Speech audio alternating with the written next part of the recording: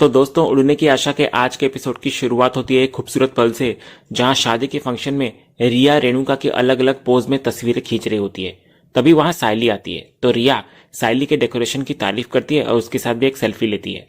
तभी इतने में वहां रोशनी भी आती है तो रेणुका रिया से कहती है कि वो उसकी और रोशनी की फोटो खींचे। लेकिन जैसे ही रिया फोटो खींचने वाली होती है, सायली उसे रोक लेती है। वो देखती है कि रेणुका का गजरा निकल गया है और वो उसे ठीक करने लगती है, लेकिन वो टूट जाता है। तभी सायली तुरंत अपने बालों में से अपना गजरा निकालती है और रेणुका के बालों में लगा देती है। रेणुका पहले तो मना करती है, लेकिन सायली कहती है कि उसके पास और भी बहुत सारे गजरे हैं। इतना कहकर वो उसके बालों में गजरा लगाती है। ये देखकर रेणुका का दिल पिघल जाता है और वो एक हल्की सी मुस्कान देती है। इधर जैसे ही रिया फोटो खींचने वाली होती है, रेणुका सायली को भी अपने साथ फोटो खिंचवाने के लिए बुला लेती है और फिर रेणुका, रोशनी और सायली तीनों मिलकर एक खूबसूरत सा फोटो खिंचवाती है और आखिर में चारों मिलकर एक ग्रुप सेल्फी लेते हैं, जो इस खुशनुमा पल को हमेशा के लिए कैद कर लेता है। दूसरी तरफ सुल्तान फोन पर बात कर रहा होता है, किसी को कह रहा होता है भांजे की शादी का सारा तामझाम इस सुल्तान के शुभ हाथों से ही हुआ है, मजाल है जो इसमें कोई कमी निकाल कर बता दे। इतना बोलकर वो फोन पर बातें करते करते चला जाता है अंदर। दूसरी तरफ सचिन, परेश और आकाश तीनों खाने के एरिया में आते हैं और वहां वो एक ऐसा नजारा देखते हैं जिस पर उन्हें अपनी आंखों पर यकीन नहीं होता। रेणुका और सायली आज एक दूसरे के पास बैठकर मुस्कुराते हुए हंसी खुशी खाना खा रही होती हैं। तभी सचिन हैरान होकर कहता है, क्या बात है, सास बहू साथ में खा रहे हैं, ये दृश्य ही विचित्र है, ये तो जादू है, मेरे को लगता है कि इनको सम्मानित करना पड़ेगा बाबा। इधर परेश भी खुश होकर रेणुका की प्लेट में और खाना डालने लगता है और फिर सचिन, आकाश और तेजस भी अपनी अपनी पत्नियों को प्यार से खाना परोसने लगते हैं।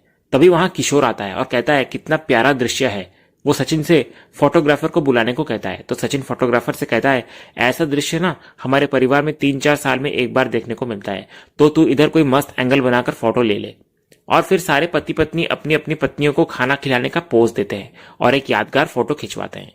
इधर फोटो खिंचवाने के बाद किशोर परेश से कहता है, मैं लड़के के मामा से तो मिलाने भूल ही गया, तू 1 मिनट रुक, मैं अभी उनको यहां पर लेकर आता हूं। इतना कहकर किशोर वहां से चला जाता है। लेकिन जैसे ही किशोर वहां पहुंचता है रसोई घर में, उधर एक नई मुसीबत आ जाती है। खाना बनाने वाला उस्ताद अचानक चक्कर खाकर गिर जाता है और कहता है कि वो अब और काम नहीं कर पाएगा। फिर उनको हॉस्पिटल ले जाया जाता है। इधर किशोर परेशान हो जाता है और कहता है अब क्या होगा, लेकिन तभी सुल्तान आगे आकर कहता है, आप फिक्र मत कीजिए, कीमा हो या बैंगन का भरता, इस सुल्तान के हाथों से सब कुछ बन सकता है। वो कहता है कि ये उसके परिवार का काम है, तो वो इसे खुद संभालेगा और खुद खाना बनाएगा। दूसरी तरफ किशोर परेश के पास आता है। परेश उससे पूछता है, तू अकेले क्यों आया, मामा को लेने गया था ना। तो किशोर बताने लगता है कि जब तक वो वहां पहुंचा, खाना बनाने वाला उस्ताद बेहोश हो चुका था और अब लड़के का मामा ही खाना बना रहा है। वो कहता है कि उसने कहा कि उसे खाना बनाना आता है। परेश इस पर कहता है, देखा तूने कि भगवान सही जगह सही आदमी भेज देता है, तो तू टेंशन मत ले, शादी में कोई दिक्कत नहीं आएगी। तभी किशोर कहता है कि जैसे ही लड़के का मामा फ्री होता है वो उसे उससे मिलवाएगा। तभी इतने में वहां सचिन आता है और किशोर को पूछता है कि उसके लायक कुछ काम है तो वो उसे बताए। तो किशोर कहता है कि उसने और उसके परिवार ने ऑलरेडी बहुत काम कर लिया है, तो अब वो सिर्फ शादी के मजे ले। इतना कहकर किशोर वहां से चला जाता है। इधर सचिन फिर अपने बाबा परेश से पूछता है कि उसने खाने के बाद की दवा ली या नहीं। तो परेश कहता है कि उसे गर्म पानी पीना है। तो सचिन कहता है, मैं लेकर आता है ना अभी तेरे लिए गर्म पानी, और वो किचन की तरफ चला जाता है। दूसरी तरफ रास्ते में आकाश उसे रोकता है और कहता है, दादा एक हेल्प कर देगा मेरी, तू मेरे साथ गिफ्ट लेने चलेगा क्या, क्योंकि मैं गिफ्ट लाना भूल गया। सचिन कहता है, टेंशन ही नहीं है रे, तू वैसे भी घर का छोटा है और बाबा ने किशोर काका को लिफाफा दिया था कैश के साथ, तो अगर तू कुछ भी नहीं देगा तो भी चलेगा। लेकिन आकाश कहता है, ऐसा अच्छा नहीं लगेगा। तो सचिन कहता है, तो एक काम कर, तू भी एक लिफाफे में कैश डालकर दे दे। तो आकाश सचिन को कैश देकर भावना को देने को कहता है, क्योंकि उन्हें जल्दी निकलना है। लेकिन सचिन कहता है, तू पागल है क्या, किशोर काका को बहुत बुरा लगेगा, तू अपने हाथ से ही गिफ्ट देकर जा। और वो उसे शादी अटेंड करके जाने को कहता है। दूसरी तरफ सचिन गर्म पानी लेने के लिए रसोई घर में आता है। वहां सुल्तान, जो अब शेफ बन चुका होता है, कान में ईयरफोन लगाकर बड़ी फुर्ती से सब्जी काट रहा होता है। तभी सचिन सुल्तान के पास बैठे आदमी को कहता है दूर से, क्या मस्त आदमी रखा है तुमने, बड़ी फुर्ती से सब्जी काट रहा है। फिर उस आदमी को सचिन गर्म पानी मांगता है तो वो आदमी गर्म पानी लेकर आता है। लेकिन सचिन की नजर अब भी सुल्तान पर होती है, जो दूसरी तरफ मुंह करके सब्जी काट रहा होता है। फिर वो आदमी को सचिन कहता है, क्या मस्त सब्जी काटता है, एकदम कसाई की तरह, इसको रख लो यहाँ पर। इतना कहकर सचिन वहां से चला जाता है। दूसरी तरफ शादी में 2 आदमी छिपकर दारू पीने की जगह ढूंढ रहे होते हैं। तभी इतने में वो सचिन से टकरा जाते हैं और दारू की बोतल सचिन के हाथ में आ जाती है। सचिन उन्हें डांटता है कि ये सब करने की ये कोई जगह नहीं है और उन्हें पार्किंग में जाकर पीने को कहता है। लेकिन ठीक उसी वक्त दूसरी तरफ वहां से गुजर रहा तेजस सचिन के हाथ में दारू की बोतल देख लेता है और उसे गलतफहमी हो जाती है। तेजस मन ही मन कहता है ये सचिन कभी नहीं सुधरेगा। वो सोचता है कि इससे पहले कि सचिन कोई तमाशा करे उसे ये बात जाकर अपनी आई को बतानी होगी। फिर वो भागकर रेणुका के पास जाता है और कहता है कि उन्हें जल्दी यहां से निकलना होगा क्योंकि सचिन फिर से पीने के लिए बैठ गया है। तो ये सुनकर रेणुका का पारा चढ़ जाता है। वो कहती है ये लड़का कभी नहीं सुधरेगा। उधर रोशनी को भी ये बात पता चलती है तेजस से, तो वो मन ही मन कहती है वेल डन सचिन, तुमने तो मेरी प्रॉब्लम ही सॉल्व कर दी। अब तुम्हारी वजह से मुझ पर कोई ध्यान नहीं देगा। दूसरी तरफ रेणुका परेश के पास जाती है और कहती है बड़े खुश हो रहे थे ना जब किशोर तुम्हारे वो लाडले की तारीफ कर रहे थे। अब पता चलेगा तुमको कि तुम्हारे नालायक बेटे सचिन ने किया क्या है।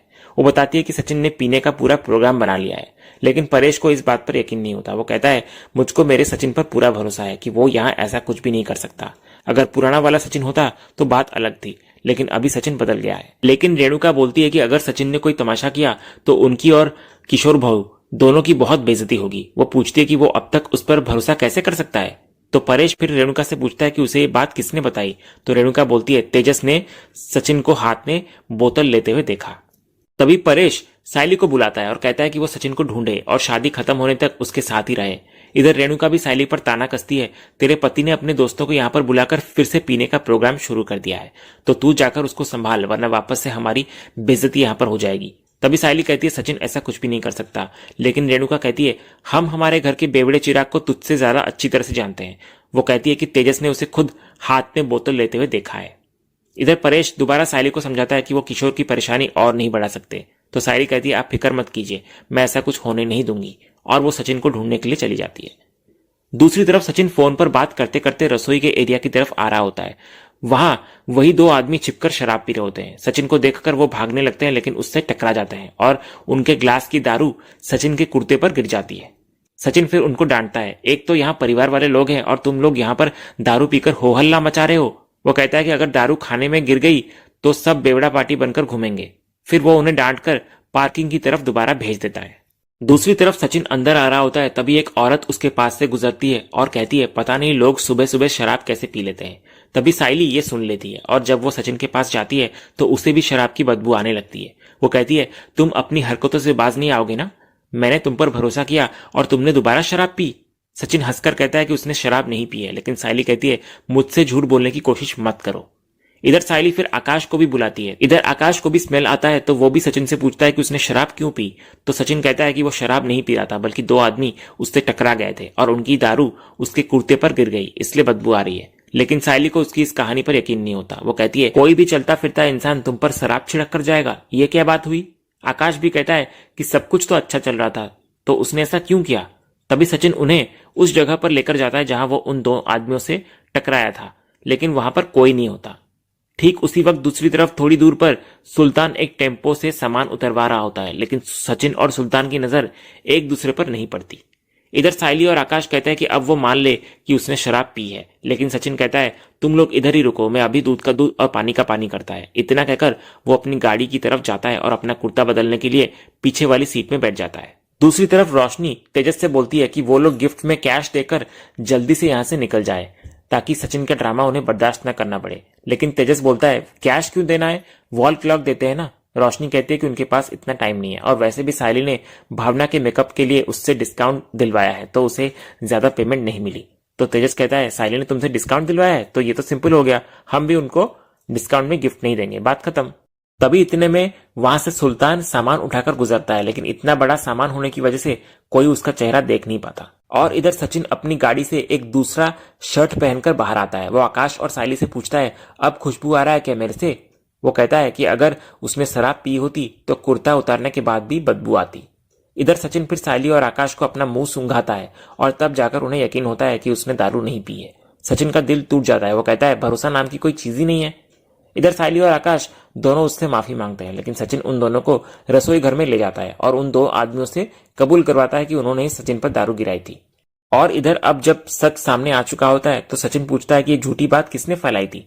तो सायली कहती है कि ये बात किसी ने बड़े दावे के साथ कही थी, इसलिए उन्हें शक हो गया था। सचिन पूछता है कौन है वो शुभचिंतक, मेरा नाम बताओ। तो सायली बताती है कि ये बात तेजस से शुरू हुई थी। उसने काकू को बताया, काकू ने काका को, और फिर उन दोनों ने मिलकर उसे ये बात बताई। तो ये सुनकर सचिन का सारा दुख एक पल में गुस्से में बदल जाता है। वो कहता है ये खजूर तेजस को छोड़ेगा नहीं। मैं इतना कहकर वो गुस्से में तेजस से भिड़ने के लिए निकल जाता है। दूसरी तरफ अंदर तेजस रोशनी के साथ सेल्फी ले रहा होता है। तभी सचिन वहां तूफान की तरह आता है और उसके हाथ से फोन छीन लेता है। वो कहता है सेल्फी लेगा तू? तभी तेजस कहता है ये क्या बदतमीजी है, फोन वापस कर मेरा। सचिन कहता है क्या रे पंचायती आंटी, मेरे बारे में अफवाह फैलाने का बड़ा शौक है तेरे को? बड़ा चुगलखोर आंटी बन रहा है तू?